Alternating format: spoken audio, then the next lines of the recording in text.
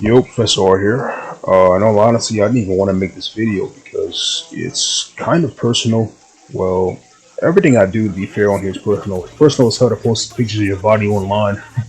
But yeah. So this incident occurred back in what, roughly 2019? Was it 2019? Yeah, it was 2019. Prior to March, of course. You know, everyone knows what happened in March. I'm not gonna talk about that, but yeah. So this was a deadlift related injury, and see, now what happened was it was my leg day, and of course put deadlifts on leg day. I'm not gonna put a deadlift on a back day, and that's another thing I'll talk about in a future video. But yeah, so I was deadlifting, and normally I would perform a mixed grip, but recently I was working on a double overhand grip to prevent muscular imbalances. And what ended up occurring was my grip was far too narrow.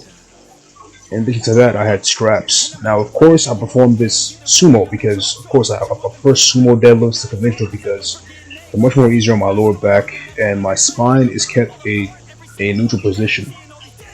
And I'm allowed to pretty much travel my legs.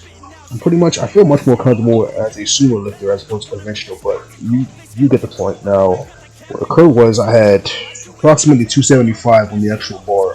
So yeah, I was attempting to lift 275. Mine 275 wasn't even that heavy back then for me. It wasn't back in 2019. It wasn't, but and prior to that, I did a 315 set for 5. And what occurred was the barbell unfortunately leaned to the left, and afterwards, yeah, it pretty much slammed directly on my left foot. So yeah, your boy foolishly slammed 275 directly on his left foot, and yeah, it looked freaking gruesome.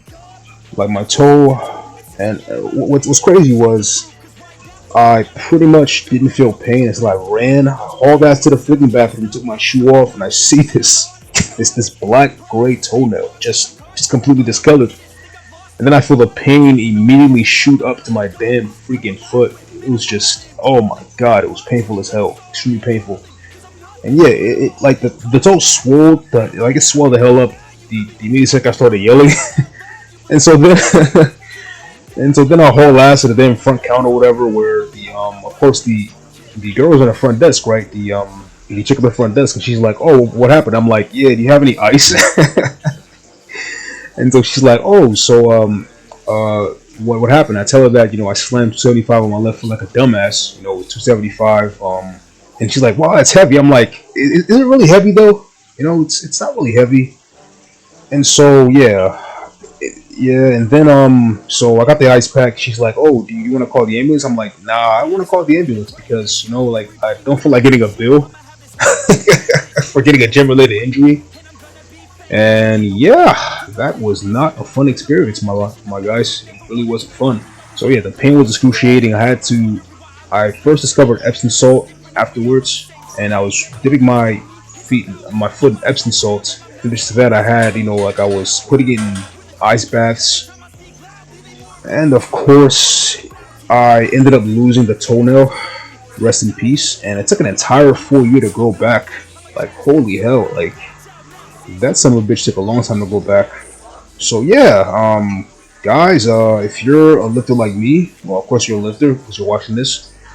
Don't be afraid to alternate your deadlift stances. Don't be afraid to have a wider stance or like a wider grip, of course, like which I had to learn the hard way. And what's crazy was I ended up getting stronger afterwards after I implemented a much more wider grip to my deadlifts. So yeah, I had to learn it the hard way. Alright guys, peace, keep lifting, don't be a dumbass like me, and that's about it.